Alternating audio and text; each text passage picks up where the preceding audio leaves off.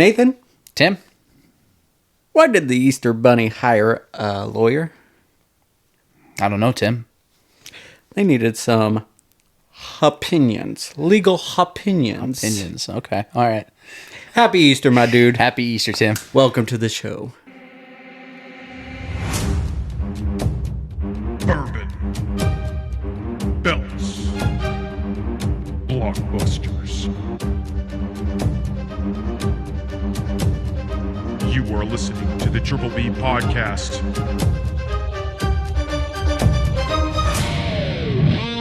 Let's fucking go. All right, my dude, we are back with another episode 96. What's happening? And Nathan is filling in for Ryan. Ryan is off in Hawaii with his family. Off getting the sun. Getting some sun. It's sunny over here. He could have got sun here. Yeah, but it's hotter there. And they've got beaches and Mai Tais. Yeah, way better time over there, probably. Yeah, it's beautiful. But, you know, we get to spend Easter together. Happy Easter again. Easter. Yeah. And we are going to do a Run It Back episode. We're not going to introduce a new bourbon on this episode. We are going to run it back. We're going to yeet it back. We're going to J Uso. Run it back. And one word, 4 letters, Yeet. And what we're going to run it back with is the Bourbon Tucker Gold Roast Bourbon. It's a early morning episode again. It is. And so why not do it with a little coffee flavor? I haven't had this. And you haven't had this. Yeah. Ryan and I enjoyed this one through and through. Looks so tasty. I'm excited for you to try this. Yeah. If I can open it. Yeah. Well, you should be experienced at this. Yeah. You got to twist. Yeah. There you go. You just had to think of it like a butt plug. Right. We're going to get a nice... Oh, yeah. Got to last to the end of the episode. Yeah, we got I don't know. You are a 2-cupper. Sometimes. I like the way it tastes, Tim. Yeah, that's true. I like the way it tastes. And that's a good thing. That's not a bad thing. It's not. You know? It's a good thing. Yeah. So, let's give this a try. Hopefully it's good as I remember. Hope you enjoy it. Yeah, man. It's a coffee bourbon. That's pretty. It does burn. It has a good little burn. Bit of burn. Yep. But the coffee's not strong. No. It's there. It's not strong. It's like getting a coffee from like Dutch Bros, you know? Yeah. The coffee's there, but it's not. Yeah. Like you can barely taste it. You know? Yeah. It's like maybe Americano, but not as strong. Yeah. Because it's like watered down. Yeah. But not. It's good. And you get the bourbon flavor in there. It. It's perfect for an episode like this. That is a good breakfast bourbon. Yes. Yeah. Yes, it is. Anyone looking for our early morning bourbon? You may have some problems, but... Hey, men and women have fought and died for your right to drink on a Saturday morning or a Sunday morning. So you do what you like. Do it. I'm a big fan of day drinking and morning drinking. Exactly. I regularly wake up with a morning beer. There you go. Yeah, I love it. Okay. What would you rate this? I like that one, man. Now, when I do my ratings, when I'm on the episode on this side of the camera, I gotta incorporate Scotches and Irish in there because I love those. But this is right up there with like the Jameson Orange for me. Oh, yeah. So this is probably a 7 or an 8. I'm gonna go with an 8. All right. On this guy. I'm gonna stick with my 10. I know I rated this a 10 in the previous episode, and I'm gonna stick with it because there's just not. I mean, we've been drinking whiskey bourbons for a long while, so you can just drink them. But this one's just really enjoyable to drink on the rocks. You don't need it in a cocktail. You don't. It makes really good cocktails, but you don't need it in one, and it's just so easy to sip on. That's my preferred way of drinking bourbon. Any whiskey is on the rocks. Yeah. You know, maybe if it's a like a freaking, what am I trying to say here? Like Johnny Walker. Yeah. Like a a blended scotch that I know is just going to be rough going down. I'll splash it with some water. Yeah. But this is my preferred way, and this guy goes good with that ice cube right there. So, yeah. Solid. Yeah. Just to keep the train rolling on this little bit of thing that Ryan's got going the last couple weeks, talking about the Supersonics comeback. Oh, yes. Come on. So there was some news that I saw the other day that the Seattle City Council has now approved the return of an NBA team to Seattle. So we are just inching closer and closer and closer. Closer. Just wanted to get that out there for the people. I like it. I mean, any news is good news on that front, and it's just... We're closer than ever. And I know I said that week in and week out, but it's just, it feels good to be this close to having a team. I know it's still a few years out, but just once we officially get the green light, hey, people are buying the team. Yep. They approve it. That's just going to be music to the ears. It's going to be phenomenal. We're going to go to games. We are. Yeah. And we're going to have a blast. So I can't wait. Yes. Can't wait. Yeah.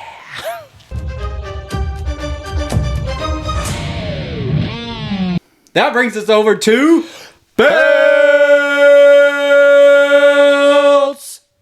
Ding, ding, ding, ding. Yeah. Let's go. So, let's do it. Let's do this. Getting right into it. Ryan, you were tasked to watch Monday Night Raw this week. Nathan?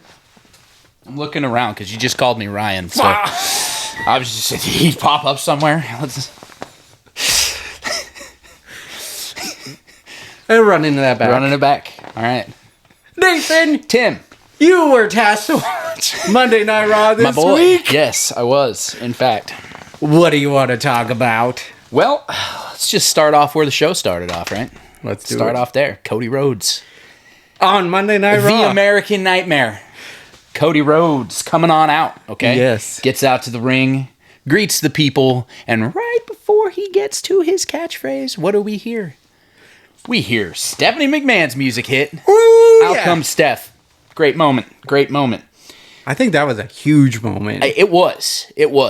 They start talking, kind of going back and forth, right? Stephanie's like, hey, like, you know, you say that you want to be this guy, and that's great. And yeah, you've been able to change some people and fix some people, but, you know, you're not your dad. Yeah. Basically, like, you're not going to fix Randy Orton, so you better be ready. Yeah. You know? And then he tells her, basically, like, speaking of not being my parent, respectfully, you ain't Vince. So what do you know, basically, right? Yeah. And she slaps him. And I thought it was going chaotic right there, because she slaps him and tries to walk past him. Well, after she tells him that WrestleMania is going to be the last time he's introduced as the Undisputed Champion. Steph dropping truth bombs. And then she tries to walk past him, and he grabs her by the arm, and I was like, oh. Are we getting Orton action? And all he says is, thank you. I really did. He says, Stephanie, thank you. And he leaves the ring. Dude, the moment was solid. That was a solid moment. That was just unexpected. Yeah. We're not seeing a lot of the McMahons on TV. We're not. You know, I know Stephanie's going in the Hall of Fame and everything, deservedly so. But you don't see them on screen very often. Yeah. And when she came out, did you hear the crowd? Yeah. Chanting Nepo baby. MSG was on fire. She's just like, thank you guys. That means a lot to me.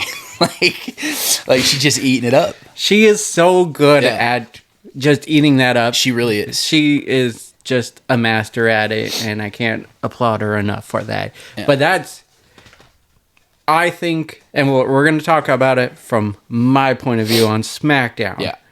But I thought this was a big spark that this feud needed. Like, Randy Orton and Cody Rhodes does have story there. Plenty of story there. They were in Legacy 20 years ago, essentially. And then you get a feud later on. I'm here for it.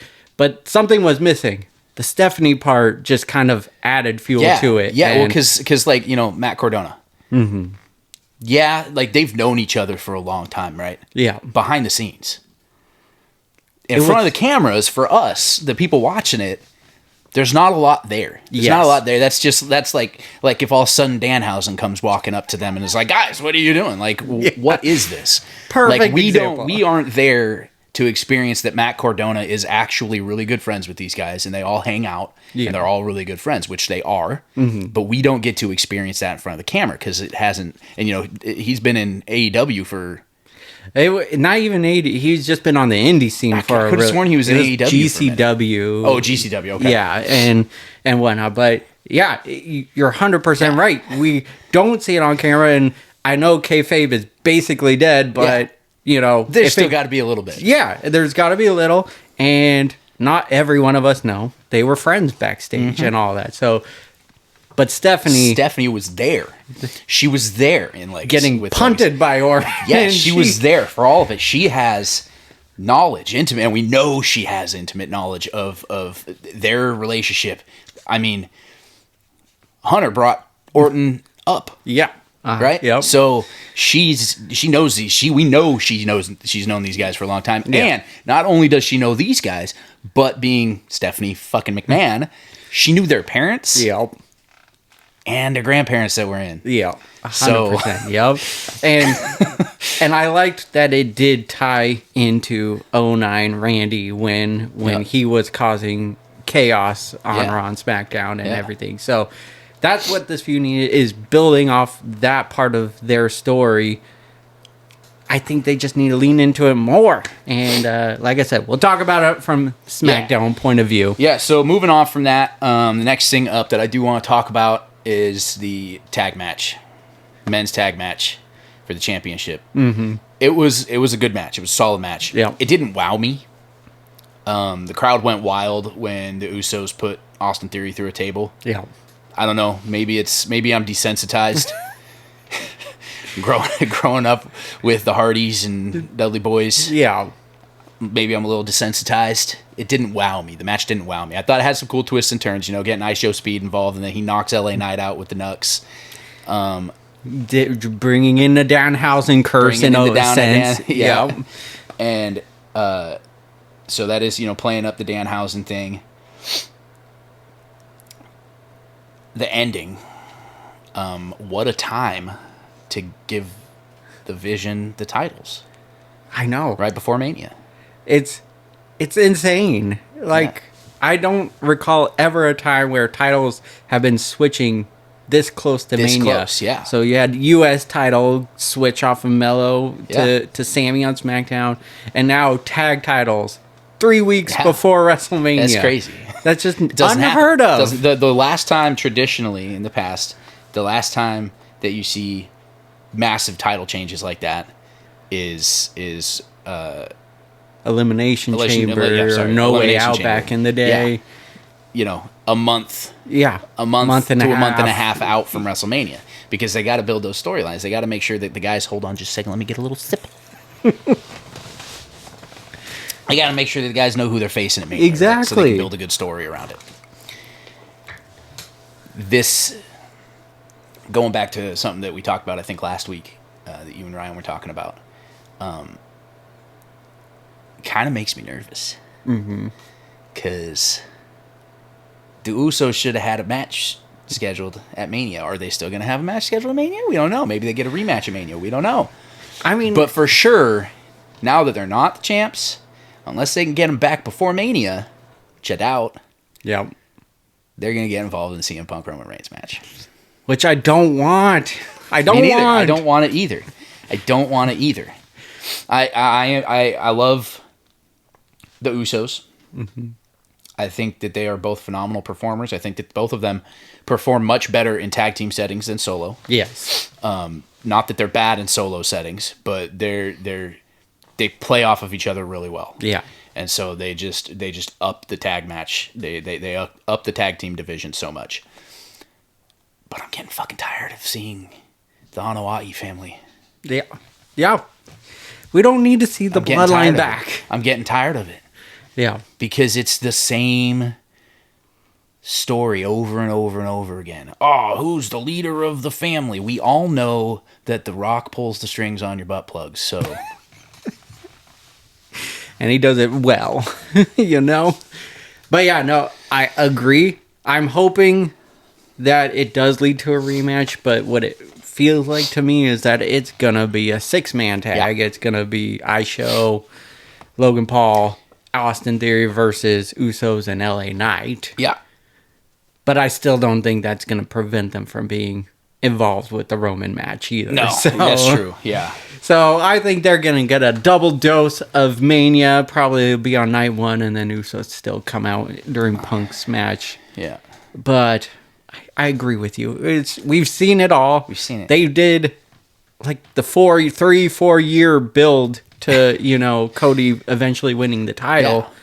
And it was all Usos. It was great. But then that's all it needed, because then Usos win against Roman and everything. Yeah. Like, they closed that chapter. Jey Uso held the freaking championship. Yeah. Let these stop giving us the bloodline. Yeah. Stop. It's ran its course, right?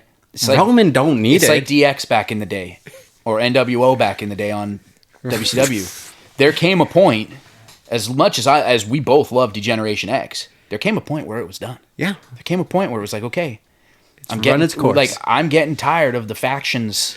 Everyone's in a faction. Yeah. Drop it. Drop the factions, man. Yeah. Let's just go back to straight Attitude Era, where you've got your big stars standing in a ring with each other. No interference. No constant DQs. Street fights all the time. Yeah. Anyway, and that was another thing that I wanted to talk about, was this tag team championship match was a street fight match. Yeah. How many street fight matches have we had in the last 12 months? They mean nothing anymore. They don't because they don't take it to the fucking street. Nope. Street fight match back in the day was Stone Cold Steve Austin throwing Booker T through fucking shelves at the grocery store. One of the most iconic moments in wrestling history. Come on, guys. Agreed. Okay. All right, moving on. We got women's tag match for the title. You got Lash and Nia against Bayley and Lyra. Mm-hmm. Okay. Has potential to be a great match, and then what do you get, Tim? What do you get? You tell me. You get DQ finish. You get DQ finish because you got Charlotte and Alexa come out, and then of course the Bellas got to come out. That was such a dumb moment. Like, so stupid. That, like, they didn't really interact. They just stared at each other, but that caused distraction.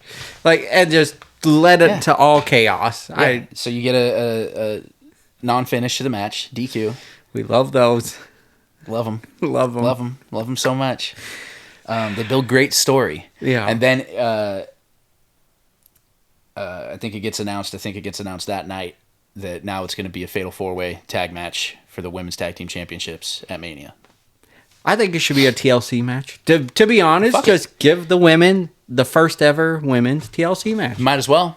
It's a tag match. Might as well. I mean, there's no DQ anyways in a fatal 4-way. Yeah. But the problem is Chelsea Green's not in it, and we all love when Chelsea Green goes would through a table. Agreed. She goes through a table pretty good. Yes, she does. She takes those bumps pretty good. Next up, we got Penta and Kofi.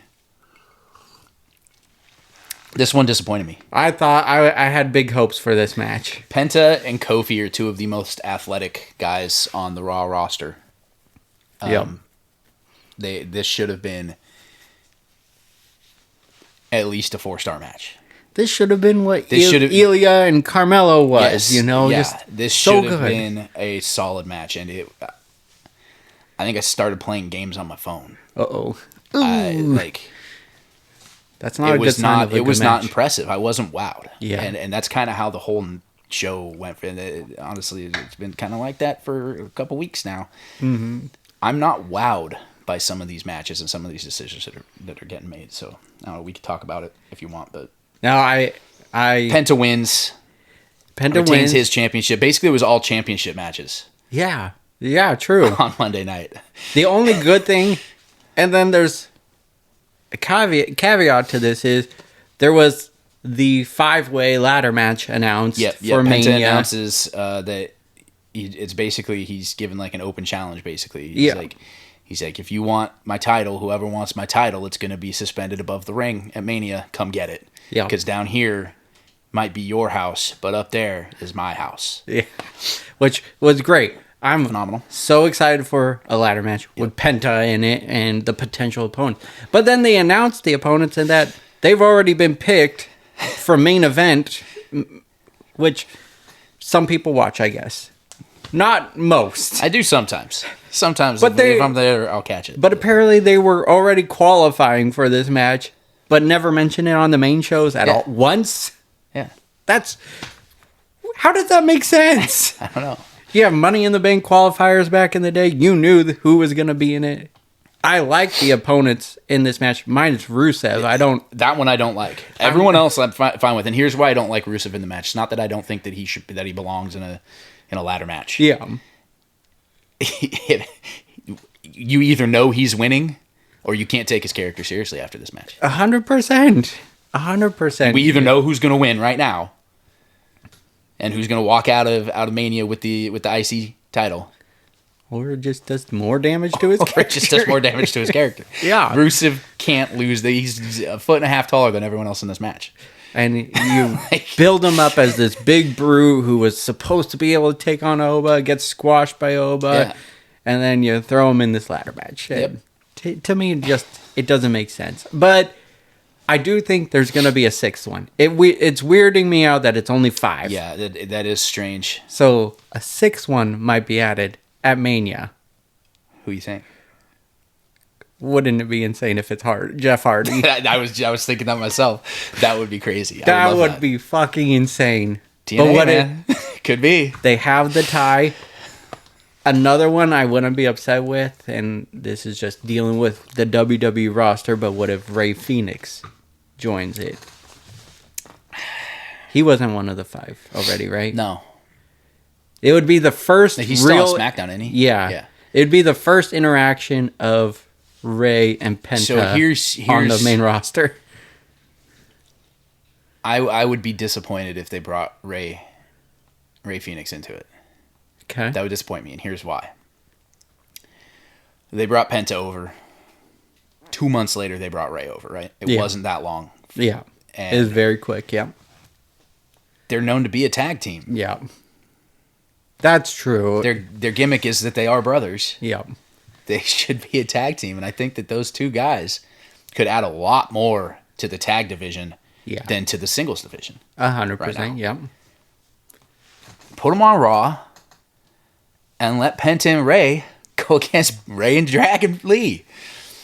Yes. And give us some lucha fucking libre, man. That would be badass. And especially with the AAA deal. I love that idea. Yeah, I agree. So if they bring Rey Fenix into it, I would be disappointed. I would be much more excited if we got Jeff Hardy. We'll be jumping up and down. When did Jeff win his first IC? That would have been in the ladder match. I think so, against Robbie and Dam. I want to say there was Intercontinental feud going on, at least with RVD, I believe. Yeah. Let me. I gotta do my producer job here real quick, okay? Because I'm not back there. I'm over here, but I still got a job to do. So we're gonna go like this. We're gonna go. When did he win his? 5-time. He's a 5-time IC champ. Holy 5-time IC champ. And we're gonna go down the list here.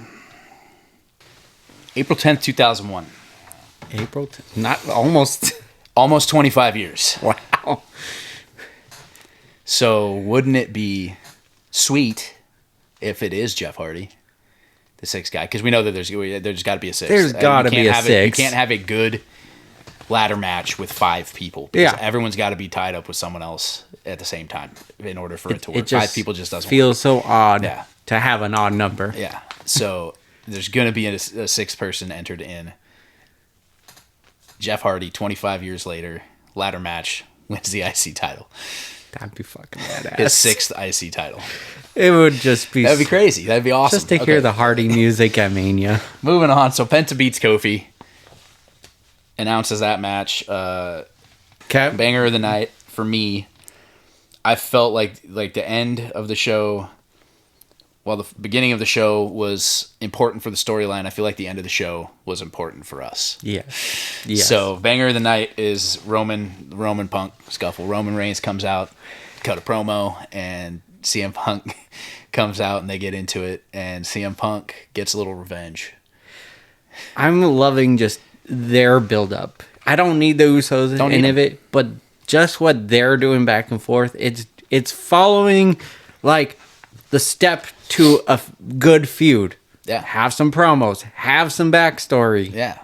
It escalates more and more each week, yeah. and that's exactly what it's doing. You've gotten great barbs back and forth on the mic. Now it's getting physical right before the grandest stage of them all. CM Punk ends the scuffle.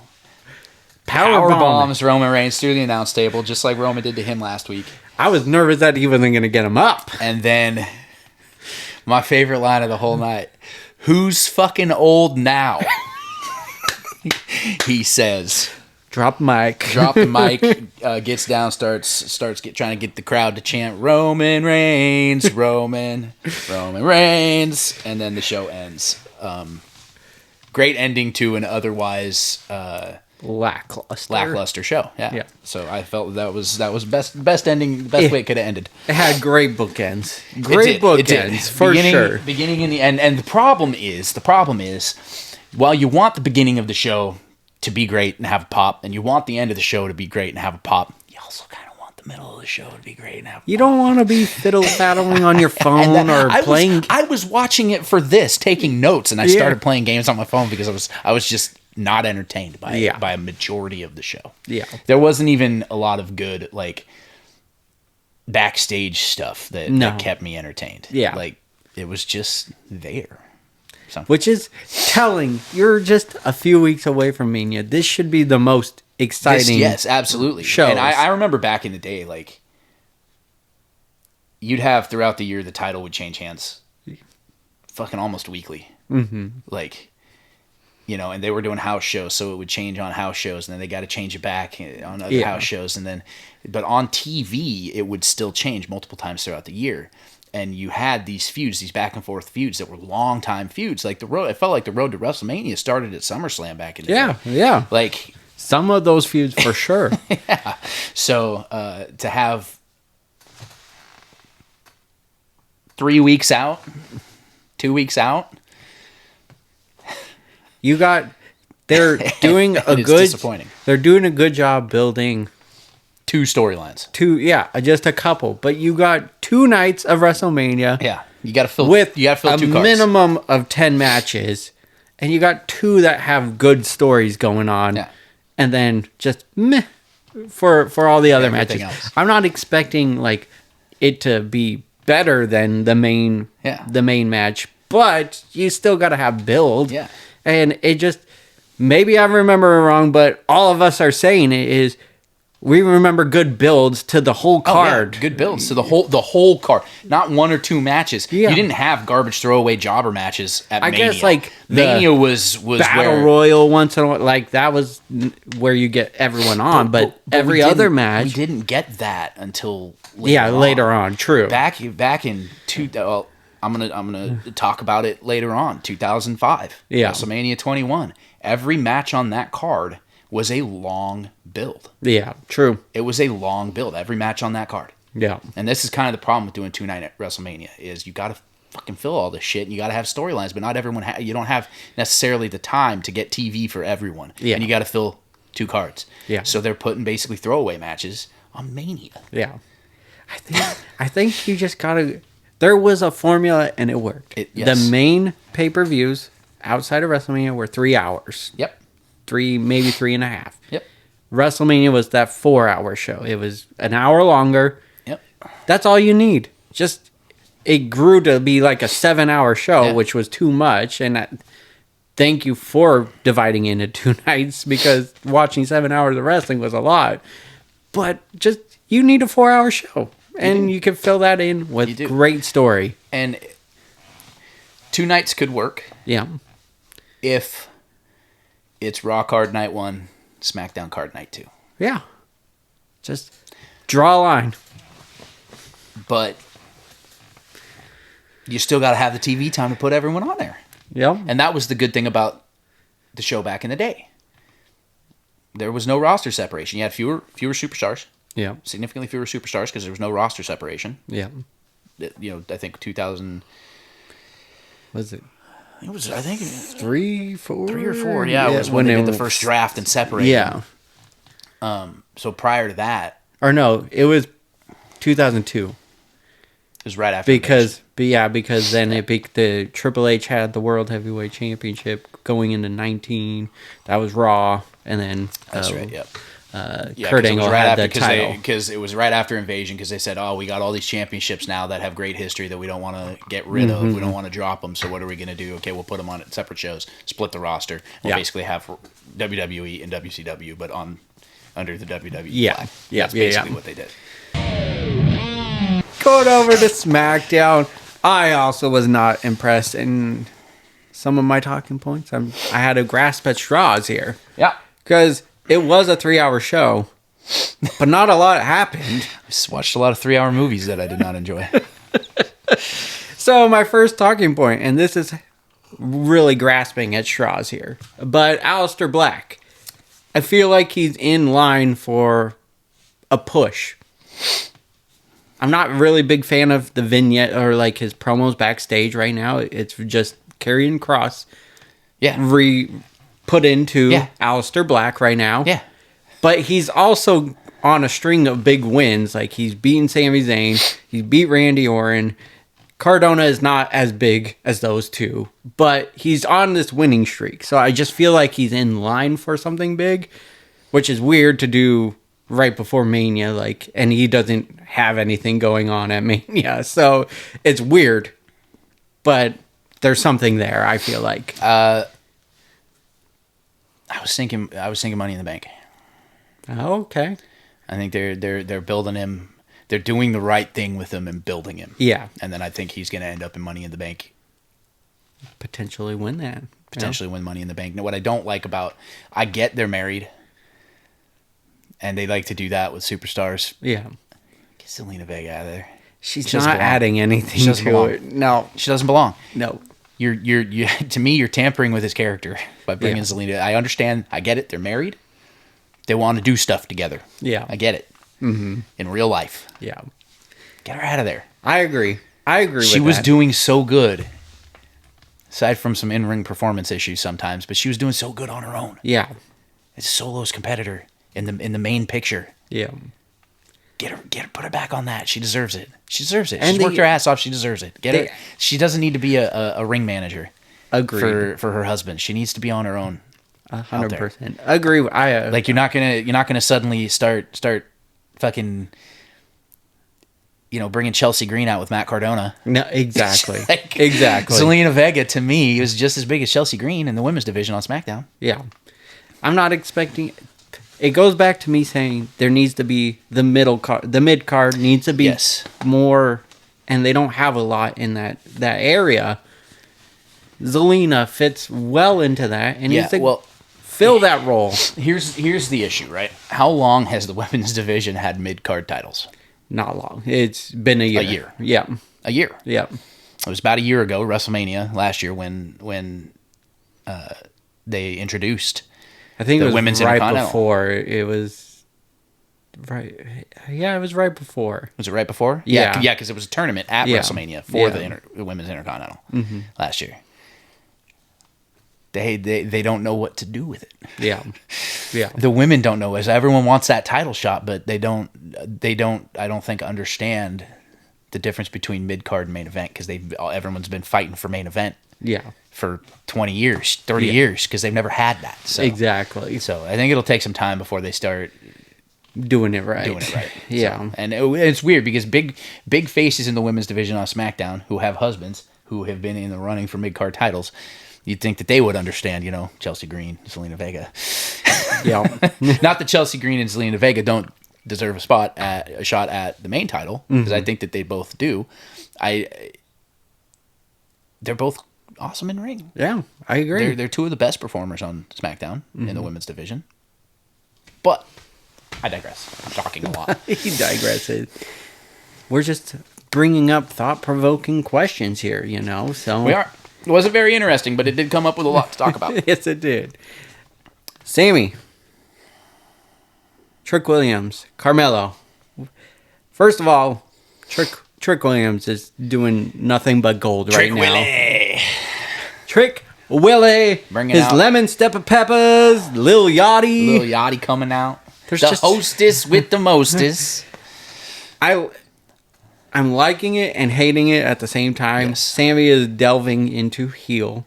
The crowd is not liking Sami Zayn anymore because he bulldozed over Carmelo right before WrestleMania. Yeah. And I'm pretty sure I heard the crowd saying Sammy Hogan or trying to get it started. Sammy Hogan. I'm pretty sure that was getting going, and it kind of feels that way. I'm sure the storyline isn't for that. Like, to have... Yeah. Sammy's the bigger name. He's going to draw. And it helps go into this character who's starting to take advantage of moments where he normally wouldn't have. He would have... Yep. Like in this main event match for the he would have backed. Sami Zayn would have backed off, and he would have waited to make sure that his opponent is good to go. Yeah, not hit him with a haluva kick while the ref's still checking on him. That is definitely 100% a heel. That's a Randy Orton punt. Exactly. So things are going Sammy's way. I still feel like Carmelo is going to be added to this match. I mean, the story is there just for Trick Williams and Sami. It is. They've been building it for quite a while, but Carmelo deserves to be on the show. Yeah, I think it was an interesting decision. I know why they gave Sami the belt last week. It was to add more stakes to the Trick Willie Sami feud. Yeah, make the stakes a little bit bigger. I don't agree with it. I don't either. Don't. Melo's when I got back into it. Well, when he first came, when he came up to the main roster, yeah, I was like, I don't like the character. Yeah, he's walking around talking about I'm the best, and he just got here. I don't like it, but I like him. Yeah, he's great. He's a great performer. He is right now probably the most exciting performer on SmackDown. I would agree. Yep. Like excluding obviously the big guys. Yeah, Cody for Rhodes, sure. Randy Orton, they're always going to put on a good match. Sami Zayn's always gonna go out there. Anything Sami Zayn touches is gold, in my opinion. I love Sami Zayn. I get going like this when his fucking theme song plays. You just start. It's a banger. Yeah, it's a banger. I got it playing. It's in my ringtone almost. It's not. CM Punk's entrance theme is my ring. Yes, that's what I wake up to every morning. That's Colt's personality. That's the perfect song. So, I need to add that. Yeah. So no more Office theme song. But yeah, it's weird to me. Melo deserves his own thing at Mania. Yes. Not to be a third wheel on another storyline. Yeah. And I would be upset if I were him. I would be. Why wouldn't you be? And what's cool about Melo is he grew organically. Like, yes. To your point, he came up, called himself the best, with no accolade. Like, yes, he was successful in NXT, but at that time, not a lot of people are watching NXT. Yeah. I think they're getting more familiar with it now, but when he came up, it was nothing. And then the crowd slowly got behind because he was just putting on these banger matches.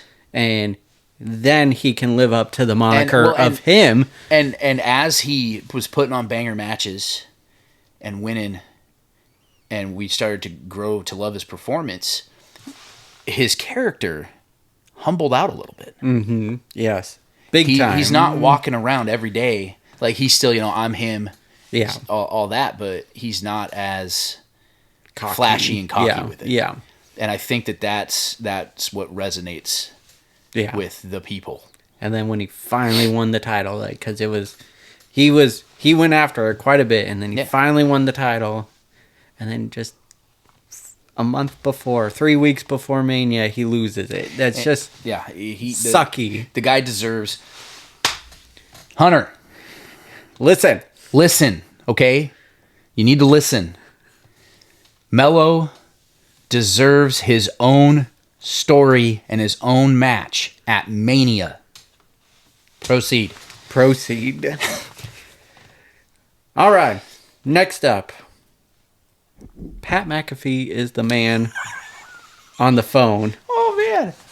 So, while I was giving kudos to adding Stephanie to this feud, I'm not feeling it with Pat McAfee.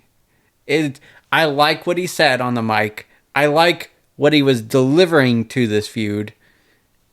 Kill everything. Save the business. Talking about Randy Orton's of the back in the day. I loved this promo. I loved the promo. I don't love that it's McAfee. I do. Okay. Good. I do. This is good then. I do. I'm not sold on the McAfee, but like I said, I love what he said on the mic. I love that it's Pat McAfee. I don't know why.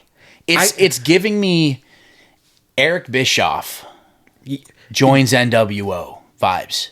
I would agree with that. And it definitely... Because if you remember back, NWO, WCW, they came from WWE or WWF, and they just started causing havoc, right? And they were fighting against Eric Bischoff. And then all of a sudden, boom, Bischoff flips the switch, and hey, I've been pulling the strings this whole time. Yeah. Right? WCW didn't do it right. Yeah.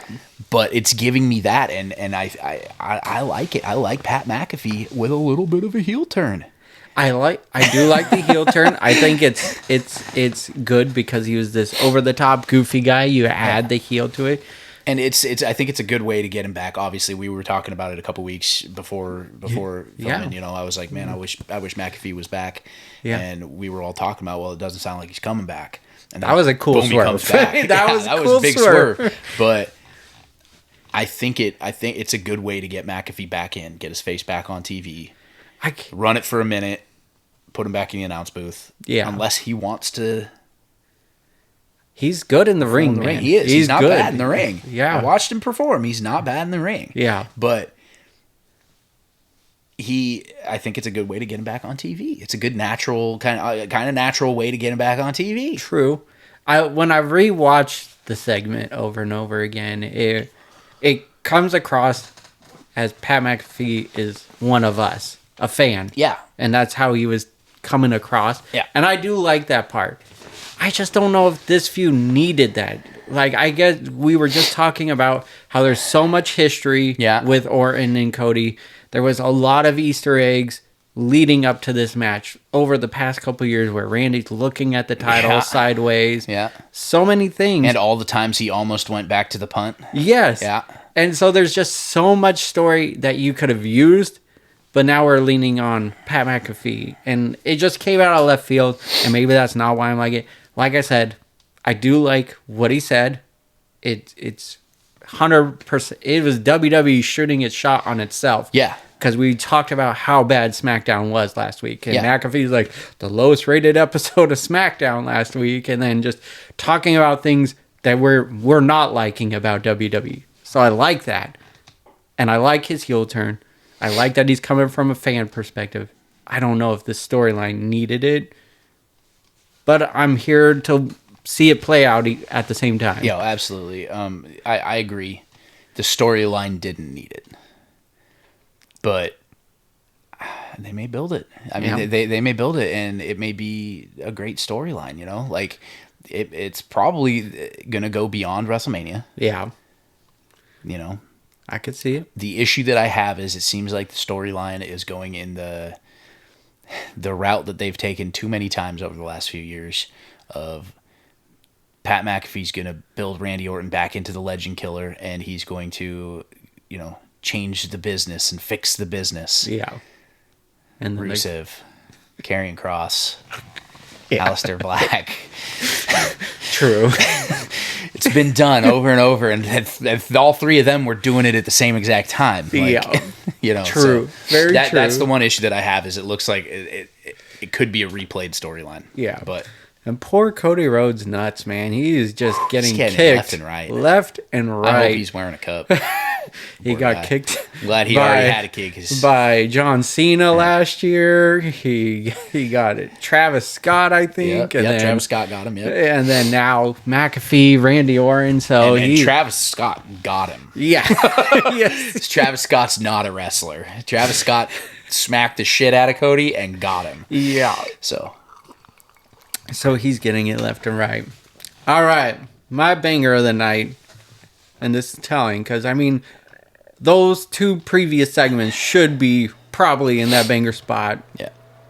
Just storyline-wise. But I got to give it to Danhausen's curse that cost Miz and Kit Wilson the tag title, because we've been seeing the curse backstage, and Dom lost the IC title. Yep. We got Miz miserable because his phone fell in the toilet and missing everything, but to see it play out in a match like this was gold. I think super gimmicky. But I loved it, man. The ref tensing up in the right arm. It brought me back to I can't remember what year it was, but it was a Goldust match, man. Mm-hmm. Like, Goldust was super gimmicky, but I loved him. Yeah. I loved it. And he'd do stupid shit like that. Yeah. And just so R-Truth right now goes from classic R-Truth to, aggressive Ron Killings. Yeah.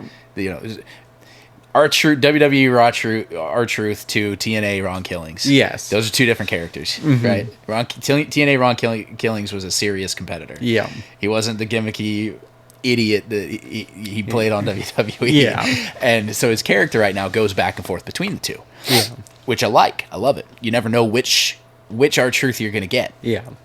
And Danhausen stepping up on that corner, and it's not even the right corner. It's not even the right corner. And R-Truth is like, and tags him in.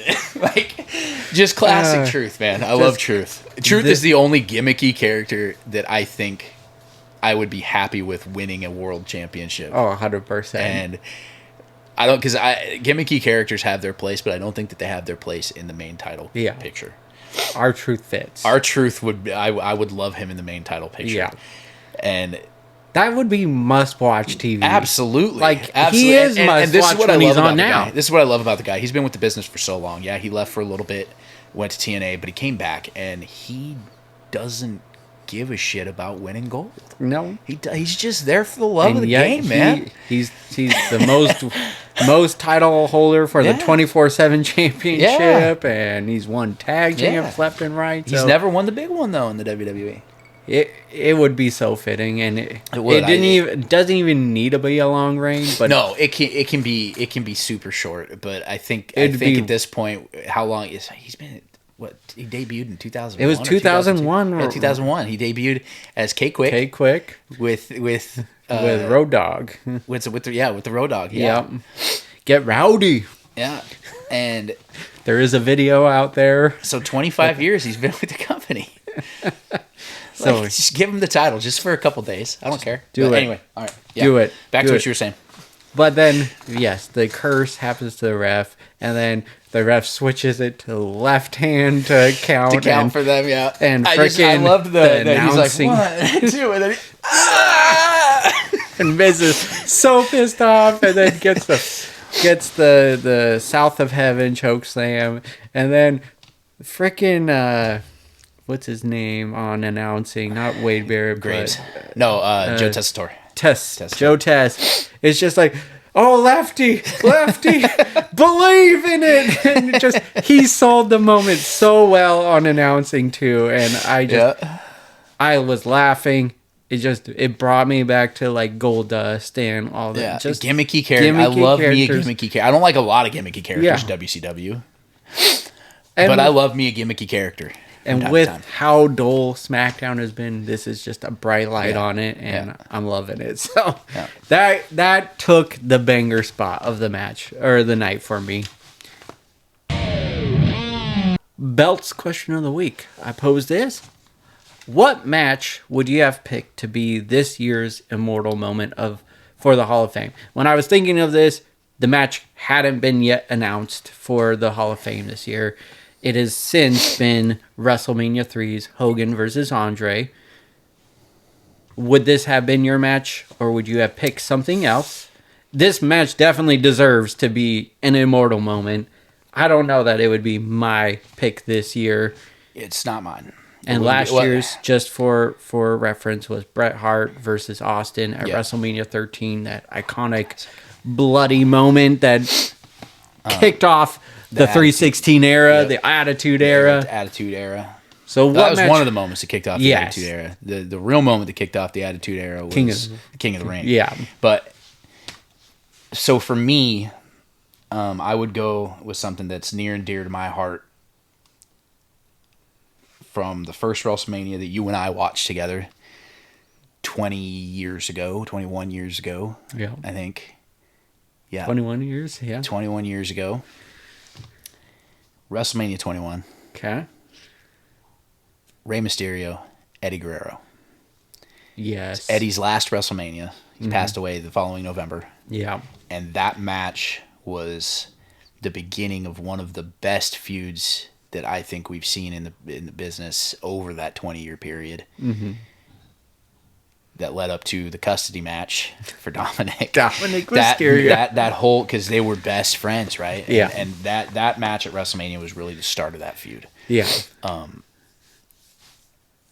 Phenomenal match. Those two used to put on some absolute bangers. Yeah. Every time that they went against each other, even going back to WCW. I mean, when they tried to demask Ray the first time in WCW, Eddie was like, "I'm not letting that happen." Yeah. And he wouldn't do it, and it was the match between the two of them. He wouldn't do it, and WCW almost shit canned him over it.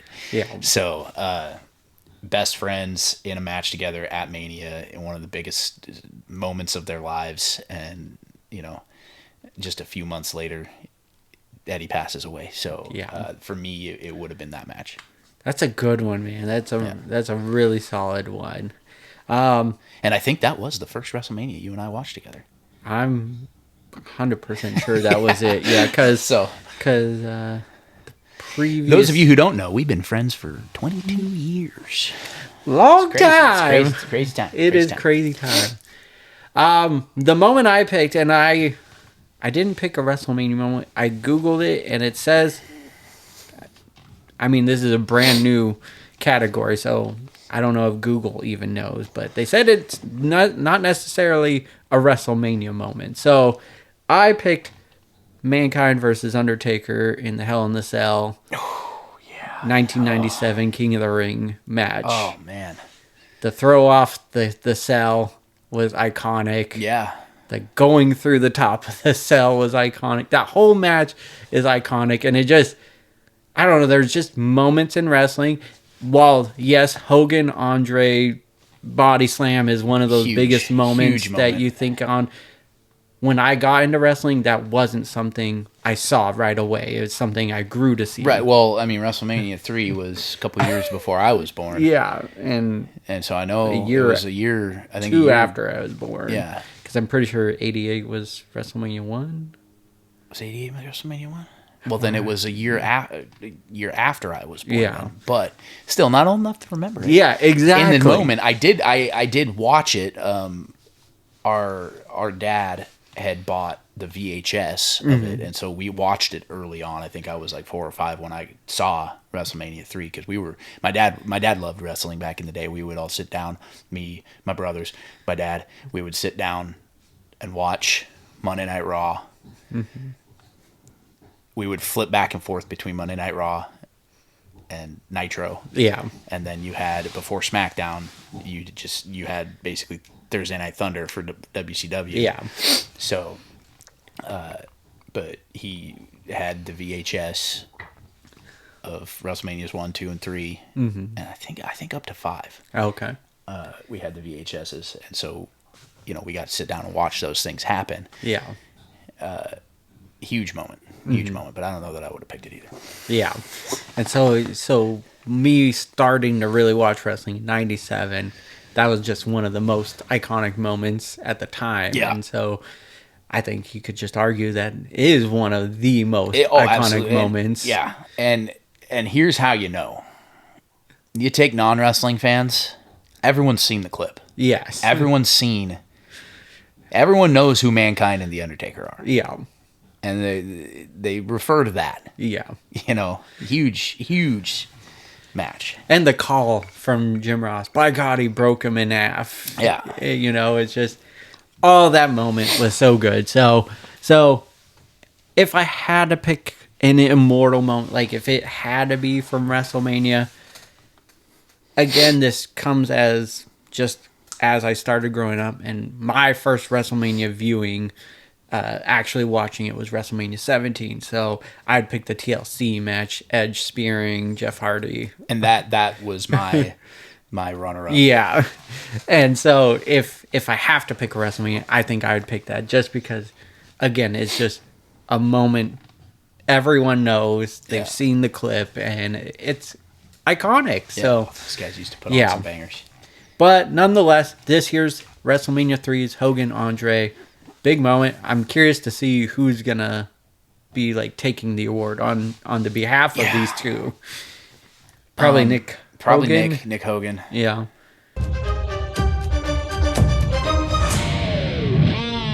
Well, that brings us over to Blockbusters.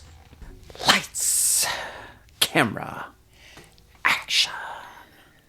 We got our focus features, and on them up first, I got Cape Fear.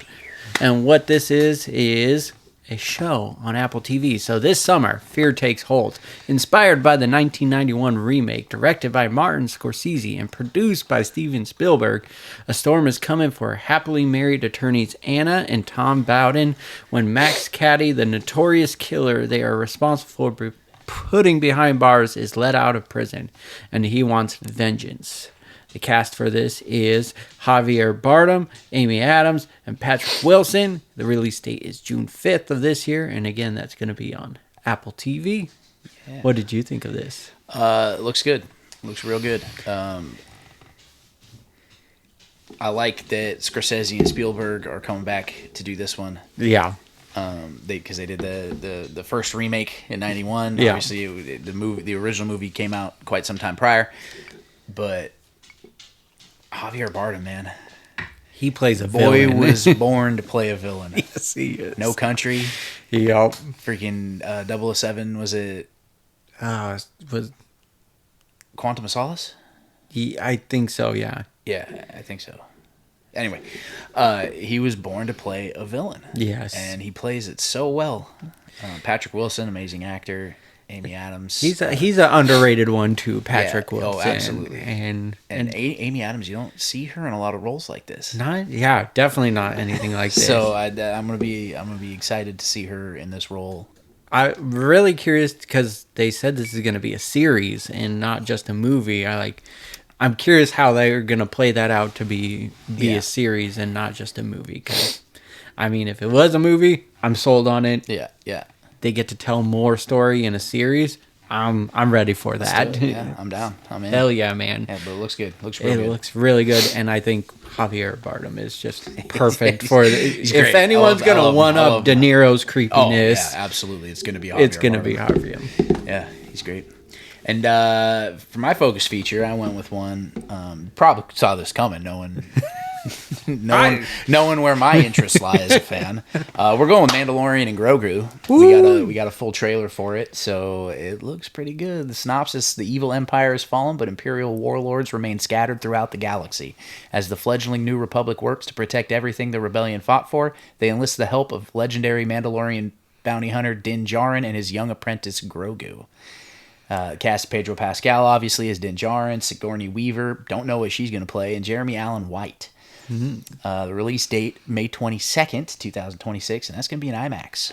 Hell yeah, man. Yeah, I'm excited. I love Star Wars. I love all things Star Wars. If it says Star Wars, I love it. Even the sequel trilogy, I do enjoy. Good. For those of you out there who are haters. So I'm loving it. I love Mandalorian. Was an awesome show. Yes. I was disappointed at first because I thought it was going to be a show about Boba Fett. Yeah. Entirely, and it wasn't. And then they brought Boba Fett in, gave him half of a season, and went back to Din Djarin. But Din Djarin, I think, is a great character. So I'm excited to watch this. It's got good cinematics.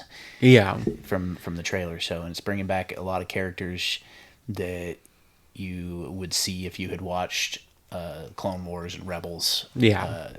There's going to be, looks like there's going to be a lot of characters in it from those series. So, which is so cool. Excited. Those shows, the Clone Wars is highly regarded and everything. Yeah. And then just The Mandalorian was a great show as well. Yeah, and with Filoni directing, I don't think it can go wrong. Yeah. Filoni, everything he touches Star Wars, I feel like is gold. Obi-Wan, Ahsoka, Mandalorian. I think it's good. And Favreau. Favreau's involved too, so.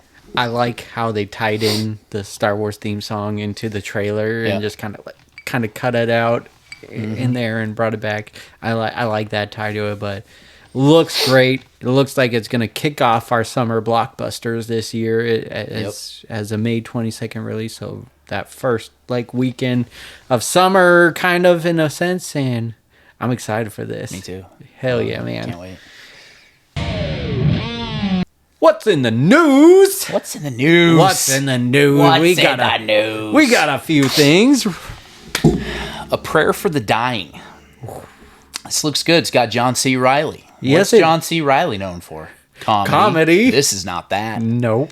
It's so if you haven't seen the trailer, go look up the trailer. It's like a Western, almost horror. Yeah.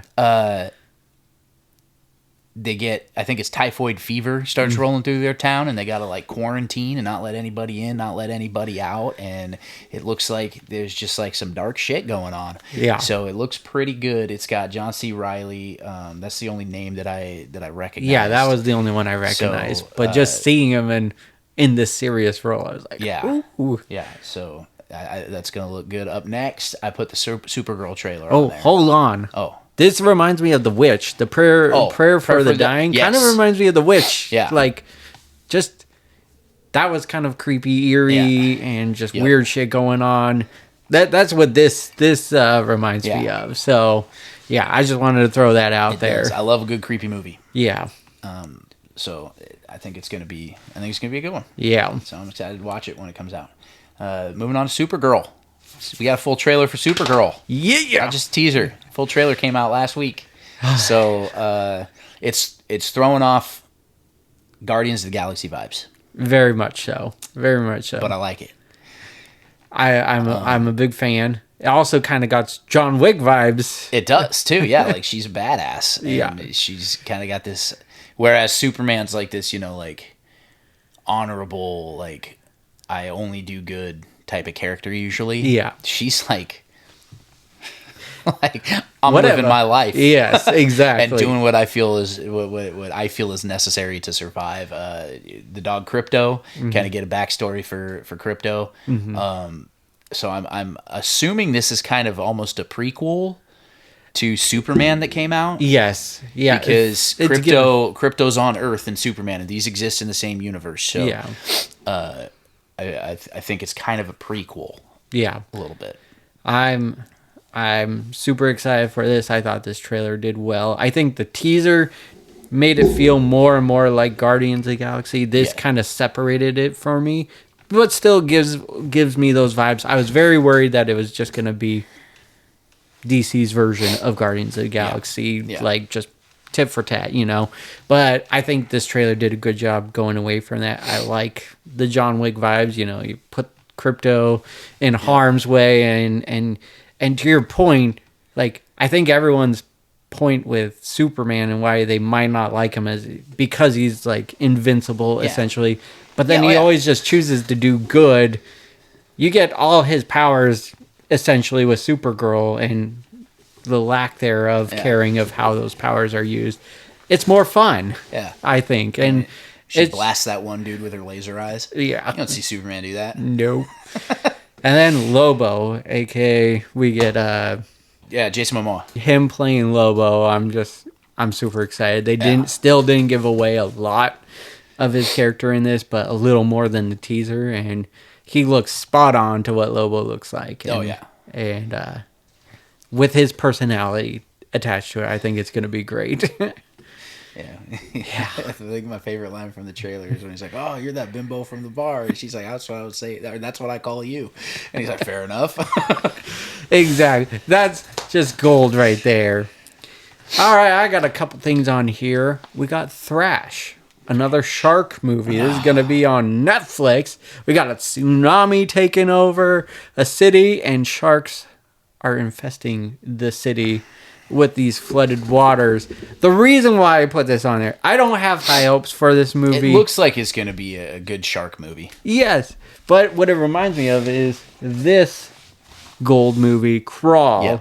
If you ever seen it, I didn't have high hopes for this. It ended up being that's like the same. It's like the same thing, but with alligators. Yeah. So this movie was great. I thoroughly enjoyed it. This trailer reminds me exactly of that, so that's why I'm excited about it. Yeah. I'm still gonna go with low expectations. Yeah. I feel bad that they put a pregnant woman in it. Like, I just really, you need to put that in there. Ups the stakes, bro. It ups the stakes. It does. I like it. I think it looks like it's going to be good. Yeah. Just kind of one of those good, kind of mindless movies where you don't gotta think. You just could just watch a movie, violence, gore. Yeah. It doesn't look bad, but it's another shark movie. I know we got. How many times can you do sharks, man? You got Jaws. You got like 6 Jaws movies. You got Deep Blue Sea. There's 3 of those. 3 Deep Blue Seas. You got freaking Sharknado. What's the one with Sandra Bullock? I think there's one with Sandra Bullock. There's Shallows with Blake Lively. Maybe that's what I'm thinking about. Shallows with Blake Lively. I thought that was Sandra Bullock.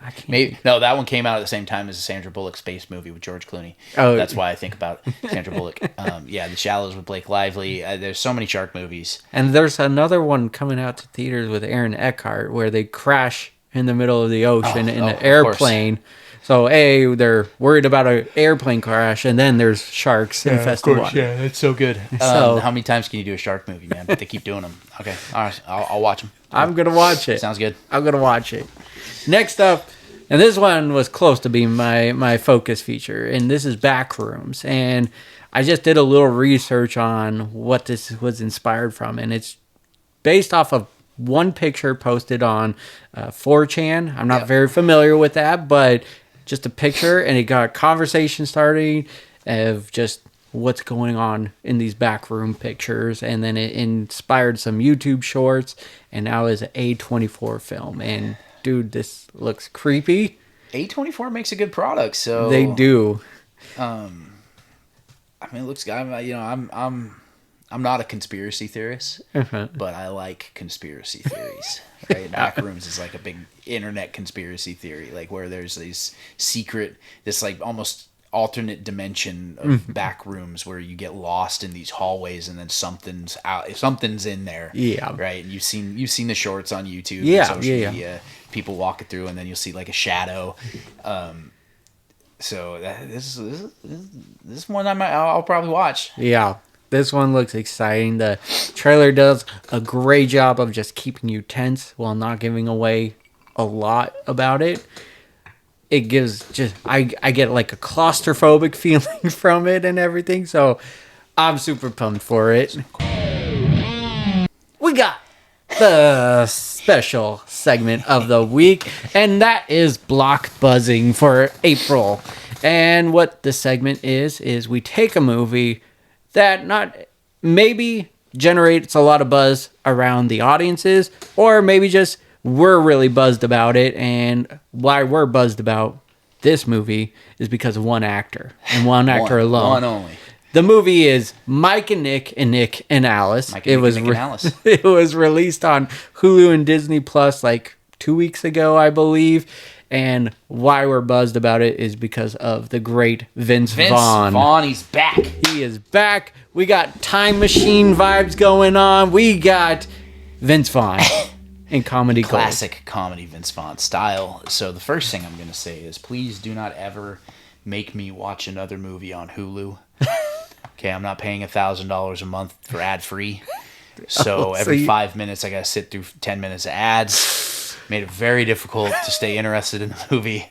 I watched it. It was a great movie. Phenomenal movie. Going to what you said, why we're excited about it is one actor, Vince Vaughn. We talked about it before the show. I don't think it would have been a good movie without Vince Vaughn. 100%. I don't think anyone else could have played Nick and make it a good movie. 100% agree. So if you haven't seen it yet, here's what it's about. So Vince Vaughn plays a character named Nick. James Marsden plays his best friend. They've kind of almost gone their separate ways a little bit. They aren't as close as they used to be. But Mike and then I can't remember what her name is. Isa Gonzalez. Yeah, what he said plays Nick's wife, Alice. Well, you find out early on in the movie that Mike and Alice are scissoring, and Nick knows, and you can kind of get the vibe that Nick knows. Well, Mike is in a hotel room waiting for Alice to show up, and Nick shows up, and he's like, oh shit, he's gonna kill me. Well, in reality, the Nick that showed up is Nick from the future. And it's time travel. So they created their paradox. Yeah. You talk a little bit about the movie and how you felt about the movie. Yeah. I'll get into the paradox in a minute. First of all, again, just reiterating, if Vince Vaughn wasn't in this, it would not be that good of a movie, I don't think. No. But because he has his comedy chops in full force in this movie, it made it so good. There is some redeeming factors around it. There was some funny parts and everything, but really when he's on screen, I'm drawn in.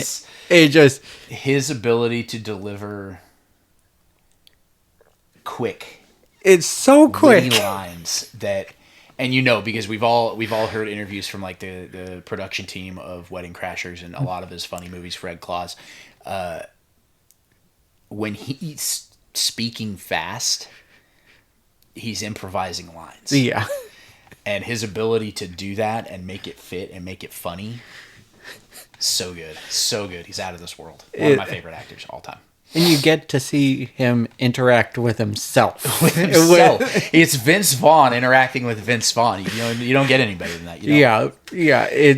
He did just as good at playing two roles in this as Michael B. Jordan did in Sinners. Yes. So yeah, interacting with himself. So with that said, I thoroughly enjoyed this movie because of him. It made it watchable. There was a lot of flashbacks that I think didn't need to be in it per se, but I get it why it was added. Yeah, it built the story. It did, and just story. Like I said, there was some that maybe it didn't need, but overall, solid. I would recommend this to anyone. My microphone's running away. It's your chair. Oh, it's my chair. Technology. But overall, just a really solid movie. Don't have it's not a masterpiece. No, it's not a masterpiece. But if you want a good laugh, it's a good comedy movie. This is a good laugh. Good classic Vince Vaughn type of comedy that I love. So time travel paradox. Almost every time travel movie introduces paradoxes and they don't even realize it. So at one point in the movie, at the very beginning of the movie, you see the character Simon, who has created the time machine, gets killed. Right? You find out a little bit later that it was in fact Future Nick who killed him. Future Nick went into the time machine, used the time machine to go back in time, comes out of the time machine, Simon's there, Simon pulls a gun on him, he shoots Simon before Simon can shoot him and kills Simon. Well, in that time that he traveled back, the time machine wasn't ready yet. Yeah. Simon's still working on it right there in the opening scene. He's working on the time machine. He hasn't used it. He hasn't tested it. So maybe it works, but maybe it doesn't. Yeah. Right? True. The paradox becomes he kills Simon, blows up the time machine that he used. So how did he go back in time? True. He would have blipped out right there. Yeah. Because he couldn't have gone back in time because Simon was now dead. No time machine. That timeline doesn't exist. He never went back in time. Blipped out. Now, the paradox there becomes blips out. Now Simon doesn't die because he never traveled back in time. Yeah. Creates a time machine. He travels back in time. You got this circular paradox of time travel. Yeah. It's crazy. It's crazy. But I digress. I just like things like that. I think they tried to do a good job in closing that by saying, I destroyed it. I only get one chance at fixing this. Right? Right, but to your point. But he would have blipped out. Yes. Because he never, by killing, right? Yeah. And they drive that point home that he should have blipped out when she stabs past Nick in the leg and Future Nick has, so scar. whatever happens now is going to affect what he did. Yes. 100%. Yep. So that's true. And I don't know. It looks like they left it open for a sequel. Yeah. And I'm here for it. By finding another time machine in a storage unit at the end. If I get more Vince Vaughn in this role and just more Nicks on screen, they had so many 3 or 4. All the Nicks. All the Nicks. Just a movie of Vince Vaughn playing himself over and over and over again. It would be like Nutty Professor, but just Vince Vaughn in his skin playing each other. Just a bunch of different variations. It's going to be like Deadpool, right? There's so many Deadpools. There'll just be so many Nicks. Thoroughly enjoyed it. I looked up the Rotten Tomatoes. It's pretty up there. So you know it's a good movie. So it's a good one. Rotten Tomatoes is probably the only critic that I trust. So you think there's time machines out there? You think anyone's working on a time machine? I'm sure there's people working on a time machine. It got me thinking. Usually it doesn't, but this movie was like. I'm sure there's people working on it. Yeah. I think we would know at this point if there was a time machine, right? Yeah. Yeah. The Avengers went back in time, so it's got to be possible. Yeah, but they had to shrink really small and go into the quantum realm of sorts. I don't know about all that. I don't know how scientifically accurate any of that is. Neil deGrasse Tyson, if you're watching this, call in. Please. Okay? Please. We need to know. We need to know about time travel. That brings us to the closing segment of the show. Blockbusters question of the week. I also pose this. What show or movie from your collection, because as you can see, I got quite the collection. I don't have as much as he does, but I've got a lot. You got a lot. And, at one time we were competing. It was a competition for quite some time over who had the most. Exactly. And I fell off the wagon for a little while on buying movies. And it takes up a lot of space. Alcohol. No, I'm still I never got on. He's well versed. Well versed. So,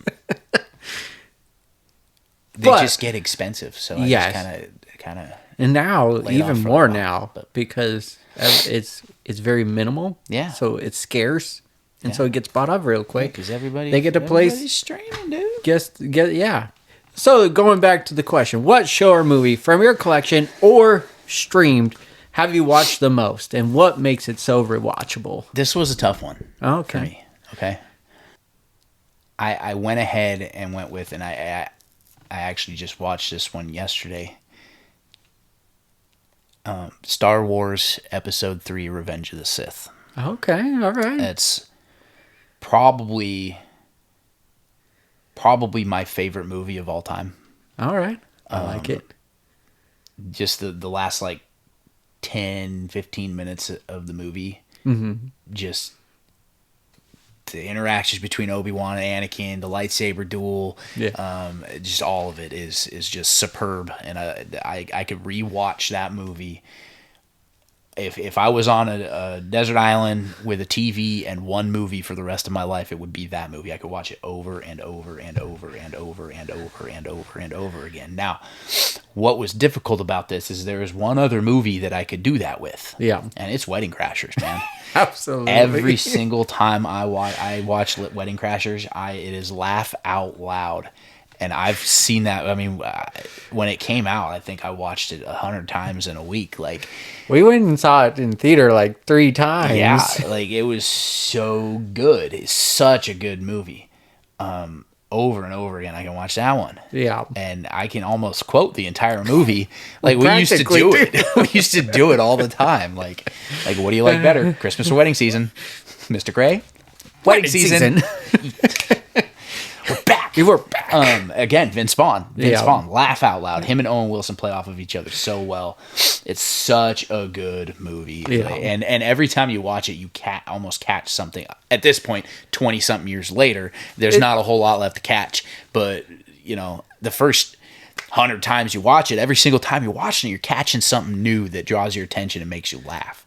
When me and Ryan went to Survivor Series in Vancouver not last year but the year before, we watched Wedding Crashers as we're falling asleep, and just there was moments to your point where I'm picking up that I didn't catch. You just don't catch. It's because just you're laughing through a lot of it. That you're laughing over parts you might not hear, and then you're like, oh, I've heard that part, but then you hear and you're just laughing again. Yeah, it's just great. It's so good. Both movies are very solid picks. Yeah. I like that. Cheers, Tim. For me, and there's another movie creeping up, and but Spider-Man, the first Spider-Man, Tobey Maguire's Spider-Man, used to be like a movie I would just watch going to sleep every single night. I burned out the VHS and eventually got the DVD, Blu-ray, now 4K. I got every version of it. It's just so good. It's just one of the biggest superhero movies ever. It was the first superhero movie that our generation got. That we could identify as a superhero movie, right? Yeah, there were Superman movies in the early 90s and 80s, but that was a little bit before our time. I mean, we were alive for some of them, but they were a little bit before our time, and they just they just weren't doing it for children. Spider-Man, Sam Raimi's Spider-Man, it was the first one that was superheroes, and it was a superhero that everyone knew and loved. We grew up watching Spider-Man cartoons, reading the comic books, and he's one of my favorite superheroes too. Yeah. It's like Spider-Man, Deadpool, and Wolverine are my three favorites. So great movie. Yeah. It was just it still holds up to me. It's so good. It was well ahead of its time back then and everything. Now the movie that slowly creeps up on it because it's just so iconic to me is Scream. I have a shrine of Ghostface over here. Yeah, and he does. You haven't seen it. It's just it's one of those movies that introduced me to the horror genre. My mom showed it to me when probably shouldn't have showed it to me, but then I just grew to love it, and now it's just one of my rewatches every year. I am just a huge fan of it. So those were like my two movies and why they were so rewatchable. But Wedding Crashers for a long time was just the same thing. It was just over and over, dude. How many times did we watch it in high school? We both went out and bought it on DVD when it first came out, and just such a good. The uncorked version was a new watch to it, new watch. That was good pull there. So fun. Such a good movie. All right, brother. Episode 96. Happy to be here. Thank you.